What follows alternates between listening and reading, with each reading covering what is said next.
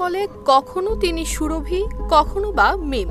Makeup আর পরচুলায় ছেলে থেকে মেয়ে বনে যাওয়া নাজমুলের প্রতারণার ফাঁদে পড়েছেন অনেকেই। প্রলোভন দেখিয়ে জমির শেয়ার বিক্রির নামে ভুক্তভোগীদের কাছ থেকে হাতিয়ে নিয়েছেন লাখ লাখ টাকা। সম্প্রতি অনলাইনের নানান ধরনের প্রতারণা চালানো এই চক্রের মূল হোতা মোহাম্মদ নাজমুল হাসান জিমকে গ্রেফতার করেছে র‍্যাব ১৩। তার কাছ থেকে সেনাবাহিনী ও নৌবাহিনীর পোশাক, মেয়েদের পরচুলা এবং মেকআপ সহ বিভিন্ন সরঞ্জাম উদ্ধার করা হয়েছে।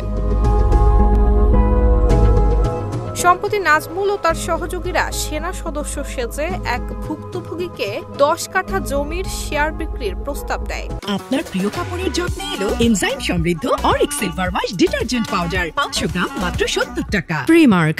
তারা দাবি করে তাদের ২টি শেয়ার রয়েছে, এর মধ্যে একটি একজন নারী সৈনিকের নামে। নারী সৈনিকের পাওনা পরিশোধের অজুহাতে তারা ভুক্তভোগীর কাছ থেকে হাতিয়ে নেয় মোটা টাকা।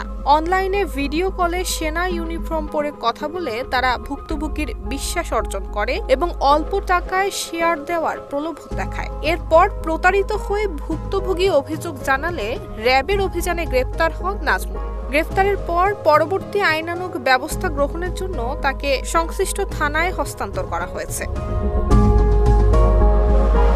নুসরাত জাহান মেহেক, ঢাকা পোস্ট।